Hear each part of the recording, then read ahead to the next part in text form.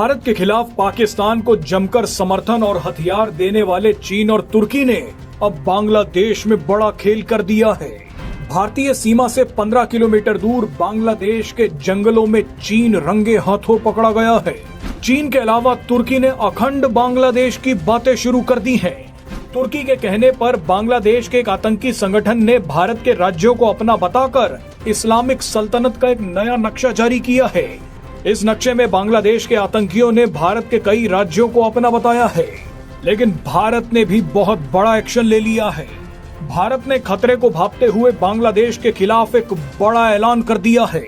ये ऐलान इसलिए किया गया है ताकि बांग्लादेश आगे चलकर चीन और तुर्की के लिए पाकिस्तान जैसा लॉन्च पैड ना बन जाए।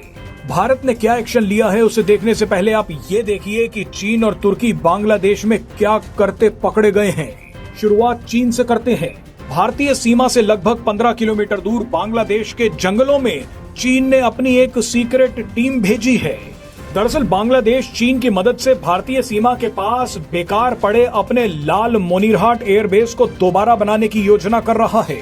बांग्लादेश का लाल मोनीरहाट एयरबेस भारतीय सीमा से लगभग 15 किलोमीटर, तो वहीं चिकन्स नेक यानी सिलीगुड़ी कॉरिडोर से 135 किलोमीटर दूर है। यानी बांग्लादेश का ये एयरबेस भारत के लिए एक बहुत बड़ा खतरा है।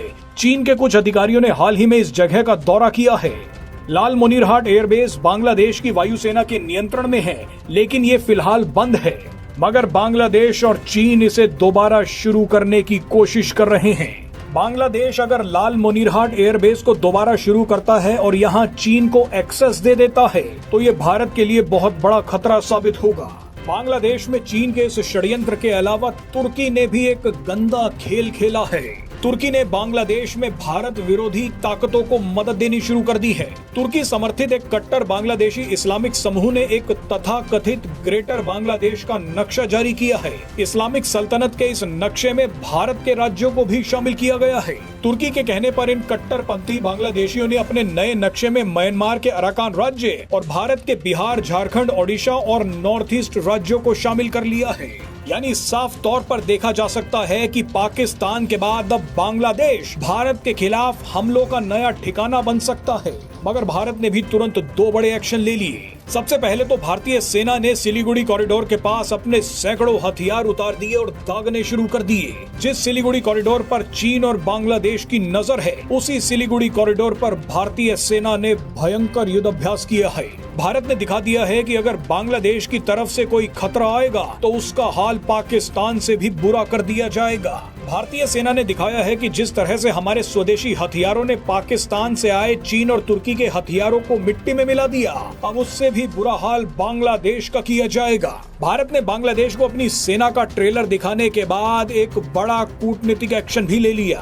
भारत ने बांग्लादेश के कई सामानों के लिए भारतीय लैंड रूट्स को बंद कर दिया है। बांग्लादेश का कोई सामान सड़क के रास्ते नॉर्थ ईस्ट राज्यों में नहीं जाएगा। भारत धीरे धीरे बांग्लादेश को नॉर्थ ईस्ट राज्यों में पूरी तरह से बैन कर देगा।